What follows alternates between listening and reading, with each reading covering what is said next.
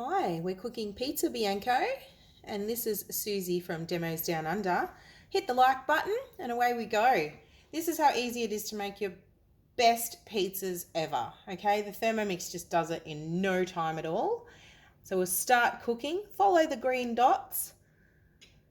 Line, it tells you every little step. Line your baking trays, but we're going to use our pizza Havana oven today. Okay, put your garlic in. It says 2, but load her up. Who doesn't like a bit of garlic? 3 sprigs of rosemary, already pulled off for you. Now when you do your sprigs, just hold it from the top and pull down.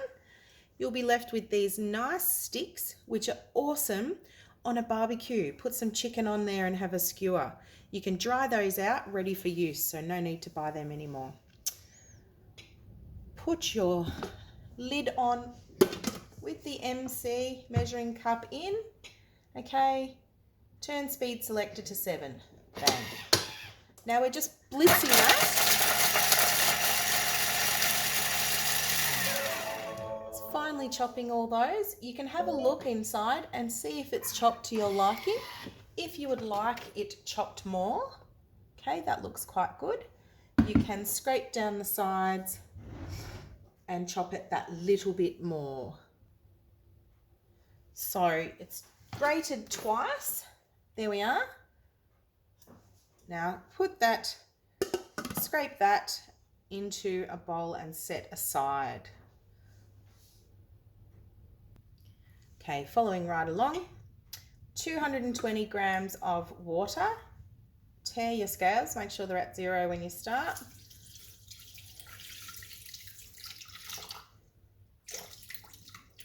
Okay.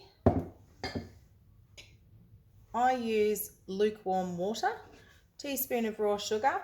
Now it's also great with molasses if you like molasses, or honey you can put in your pizza as well. Some dried yeast. Just be careful not to put it on top of your blades. You really want that yeast inside on the water and not stuck in the blades. Okay, turn dial to speed 1. Now there is a little catch here. So I couldn't go past that speed 1, okay, unless I choose to now. So now it's just temperature correcting the water to 37 degrees. Soon it'll show me just above the 37 when it reaches 37 degrees. Now, doing the pizza in your own Thermomix, you know exactly what's gone into your bases. You can put in whatever you like. You can make your own Thermomix dough if you prefer. And if you wanted to do that, you could press the little house button, scan across here, use the scales to weigh in all your ingredients, and then you could just click one of these modes here, which is dough mode, and select a time for how long you'd like your dough kneaded for. So that's if you had your own recipe you wanted to follow, or you could also upload it now on Cookie Do and use your own recipes with the guided cooking, which I'm loving that. I've got about 16 recipes now. All these other modes are just so easy to use. So you simply just select which mode you want, put your ingredients in, and away you go. So you've got a blending function, a cleaning function, turbo, dough, scales, egg boiler, kettle, warm up, thicken, rice cooker, fermentation, so you can make your own yogurts, slow cook, sous vide, and the potato peeler, which is a fabulous new addition. So the Thermomix is always upgrading. So the software on this is so advanced. German-made technology, 16 gig hard drive of memory on the big tablet on the screen here. Very easy to read, very easy to use. Okay, so we'll go back to the recipe by pressing the little green book, and we're just coming up to the end. It's at 37 degrees. See how it's got that 37 there? And we're ready for the next stage. Okay, so baker's flour, 400 grams of baker's flour. In she goes, getting it everywhere. There we go. 30 of olive oil. I use extra virgin olive oil. It's nice and light. If you don't have olive oil, just use whatever oil you have. Okay, bit of salt. Now this is my own harvest salt from when we were traveling. And 2 minutes of kneading. So it's already programmed the kneading function for you. You do not have to go into the modes and select that either. When you're choosing to use the guided cooking from Cookie Do, all the recipes have the modes already inbuilt into the recipe.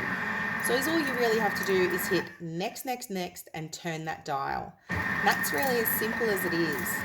When the Thermomix beeps at you, you come back, see what it wants, turn the dial, and then go off and do something else. So it's just rocking around there. That's fine. Don't leave your Thermomix on its own when you're on dough mode. I do have it on our fabulous glider board, which does keep it more secure than rocking around on your bench. The glider boards are available at the mix shop for $149. Please, if you're going to shop, please put in my ID 124188 or Susie Van Stripe as your consultant, the one who's inspired you today. Transfer the dough onto a mat. So you get these mats, excuse me, for hosting a demo. You can choose to get the dough mats. Here's the dough. Look at this dough. It's absolutely soft and gorgeous. If you're in a super duper hurry, you really could just roll that out and use it now. But I will let that prove. Okay, it could prove in here because it's already nice and warm. You could leave it in there and prove. That way you're not making any more mess, no more dishes. But if you're going to use your Thermomix for something else, you don't want it holding up that real estate. So I just roll it into a nice ball, pop it on our thermomat like so, wrap it up loosely, and then put it somewhere nice and warm. And let it prove for about half an hour to an hour until it's doubled in size. So that's really quite loose in there. And when I come back, it will be full. Okay, easy peasy. That's how we do our dough, guys. You think you can manage that? Why not give it a try? You're interested in getting your Thermomix? Please look me up, Susie Van Stripe, Demos Down Under. I'd just like to show you another way you can prove your dough. When you purchase a Thermomix, you also get the Varoma, this big steaming dish that sits on top of the Thermomix. So I've just popped some hot water in the jug, and now I'm going to pop the lid directly onto the Thermomix and the Varoma on top of that. And now I'm going to pop my pre-wrapped bread base pizza dough in the top of the Varoma, just like so. Put the lid on, and then I'm going to go into our modes and select fermentation and select a time.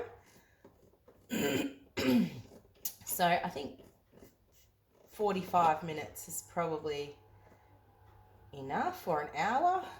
So an hour and 70 degrees will be great. And just need to turn that dial and we're done. Okay, so we'll just leave that on for an hour. I'll come back in about 45 minutes and see how it's growing.